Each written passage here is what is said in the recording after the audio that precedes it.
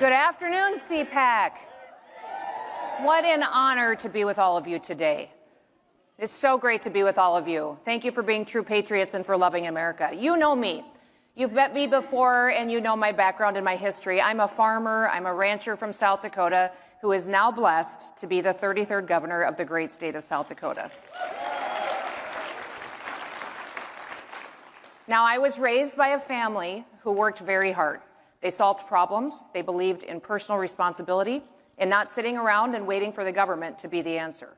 I still love the outdoors, and most of the time working in the dirt and being comfortable in my jeans and wearing a ball cap, but as governor, my hours are often filled with something very different these days. I'm here today to let you know that 2024 should not be a year where we get hung up on party politics, where one-issue disagreements, or picking our leaders based on how long they've been in the U.S. Senate, or how many speeches they give each year. This election, the choice is clear. There are two kinds of people in this country right now. There are people who love America, and there are those who hate America.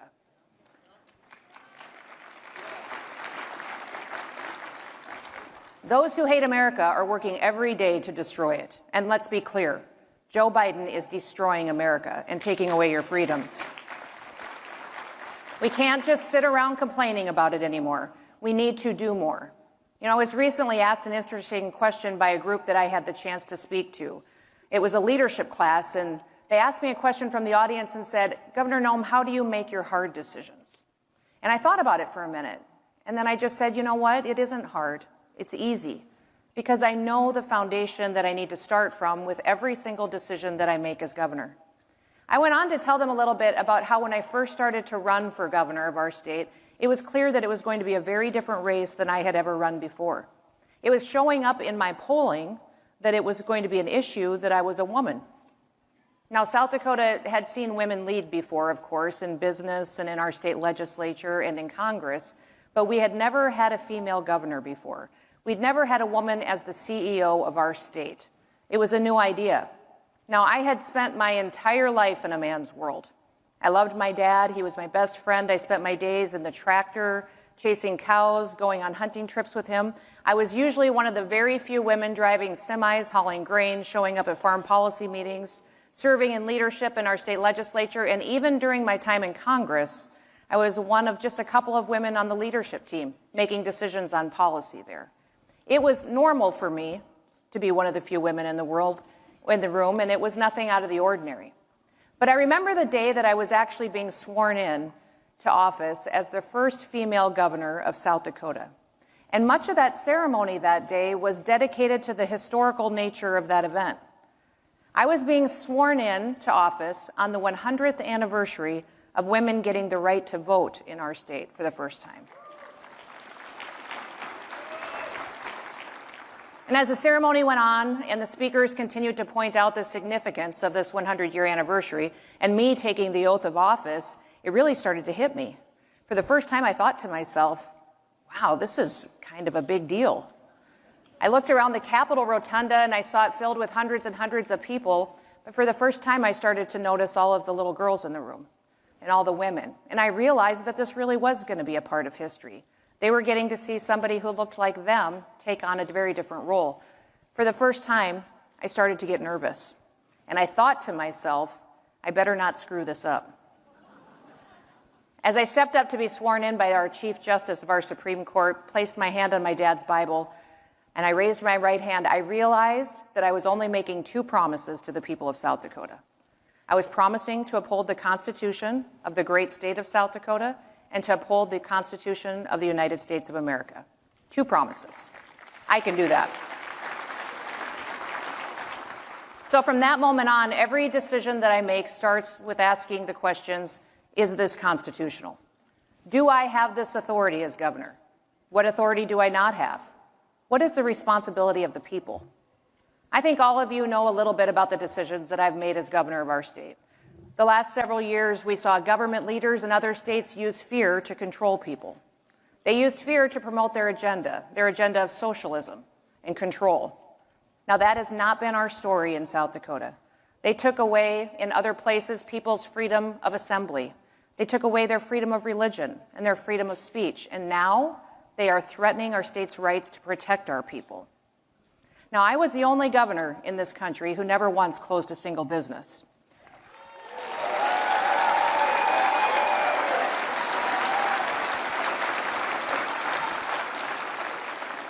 I never mandated anything to my people. I never told anyone that they couldn't go to church. We were the only state to turn down the elevated unemployment benefits because our people wanted to work. We trusted each other, and we got through our challenges together, and we are stronger because of it. Today, South Dakota is thriving. Because of the decisions that we've made in South Dakota, we broke the record for the lowest state unemployment rate in the history of America at 1.8%. We have unprecedented population growth, historic revenues, a AAA credit rating, a fully funded pension system, and we have paid off debts. We were the first state to eliminate fees for concealed carry permits in South Dakota, and we'll even pay for your federal background check.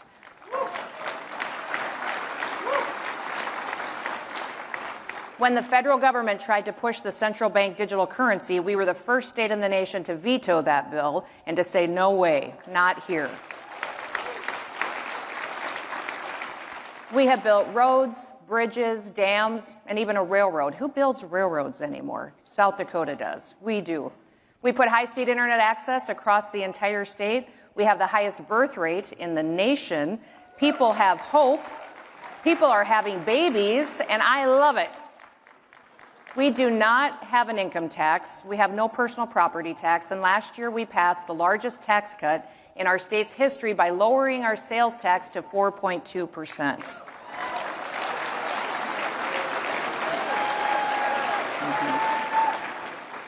Now, we are one of the few states whose suicide rates and our mental health challenges are going down. And we have the lowest drop in overdoses the last couple of years as well. What does all this say?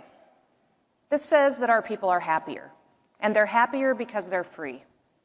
Leadership matters. I'm just going to say it. Joe Biden and Kamala Harris, they suck.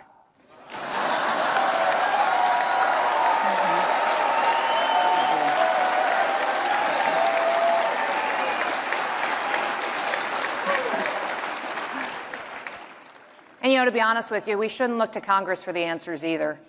The gridlock on Capitol Hill is not going to break in time to save America. We need a president who will. And I have always believed and supported the fact that our next president needs to be President Trump.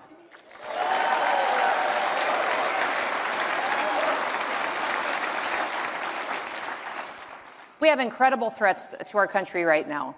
2 years ago, I was at the southern border. I was actually the first governor to deploy National Guard troops down to the southern border to protect our country. Now other states are following our lead, and they're sending their National Guard as well. And make no mistake, an invasion of our country is happening, and our border is a war zone. It is the fault of Joe Biden and his violation of federal law. I was alarmed recently to hear Democrats encouraging Biden to federalize the National Guard under Title X in order to take them away from the control of governors and take away my ability to be their commander-in-chief of the National Guard. I recognized immediately the danger in this threat. If the president took that action to remove me as commander-in-chief of my South Dakota National Guard, it would be the first time in American history that a president paid soldiers to stand down, to not protect our country. So I went to the border the very next day. I offered to bring razor wire there so Texas would know that South Dakota stands with them, and I would load it in my truck and bring it.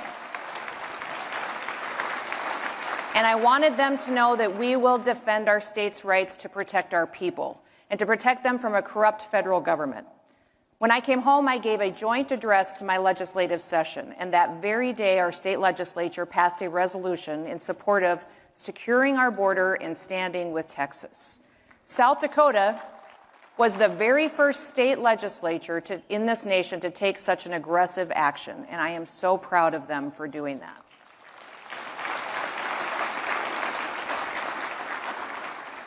This week, I announced that we will be deploying National Guard soldiers to the border for the 5th time. This time, they will be constructing a wall, a barrier,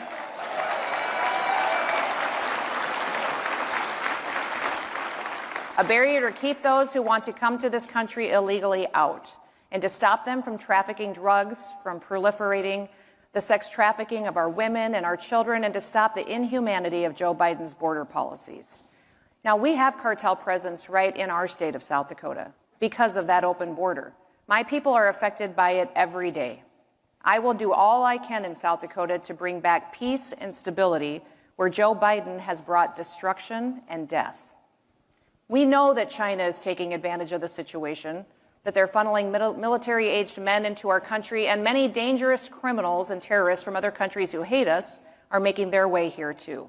Some countries are emptying out their prisons and their mental health institutions to send their responsibilities to us to handle.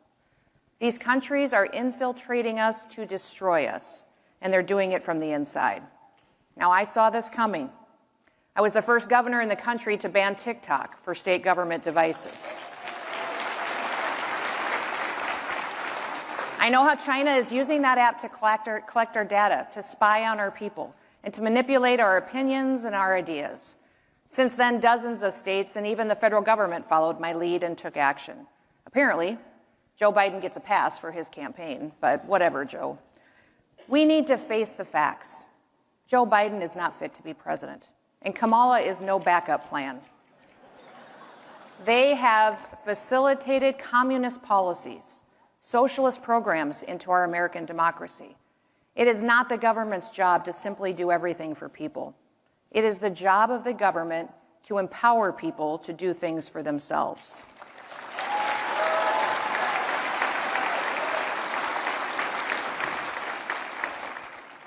So we have a clear choice.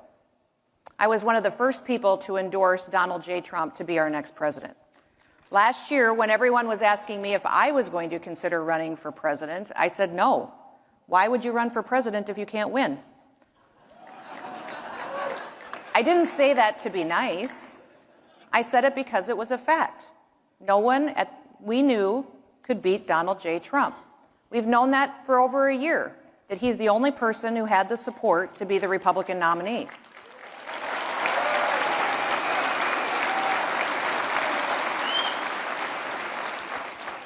So why did all these other people and candidates get into the race? For themselves? For personal benefit? For a spotlight for a period of time? But it did not and it does not strengthen our country if conservatives are not united enough to recognize that we need to win.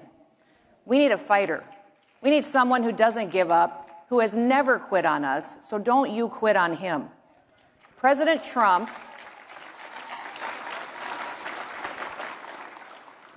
he broke politics in 2016. He just did. And I think that's a good thing because he's real. He's not perfect. None of us are. But he cares about you. And what I love about him the most is that he doesn't think he's better than you. So luckily, we are not going back to the good old days of the Romneys and the Cheneys and the Republican Party is much bigger than that now. We are filled with blue-collar workers, many cultures, perspectives, and viewpoints, but most importantly, we all love America. And we realize what a gift that this country is. This country is the greatest experiment in humankind. And if we lose it on our watch, where will we go? Where is there another country that is better or offers us more opportunity? It just doesn't exist. So for me, there is no going back. I'm all in. And you need to be too.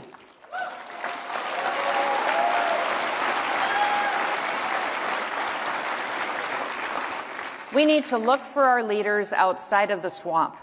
Nobody turns to D.C. for the solutions. Nothing meaningful gets accomplished here. It is governors who have had to lead. And I have seen governors make bad decisions and devastate their states, and we have seen governors who did the right thing. Now, as you know, for me personally, I slammed my foot on the gas.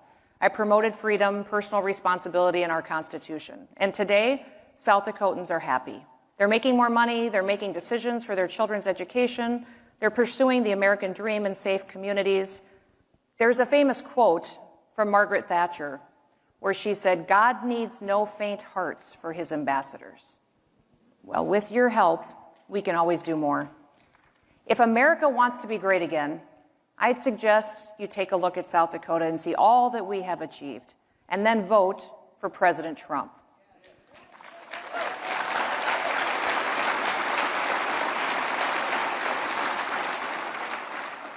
I want to thank you for your dedication to freedom. You are inspirational. I want you to leave here and go be hopeful and be happy. May God bless you, and may God bless the United States of America. Thank you.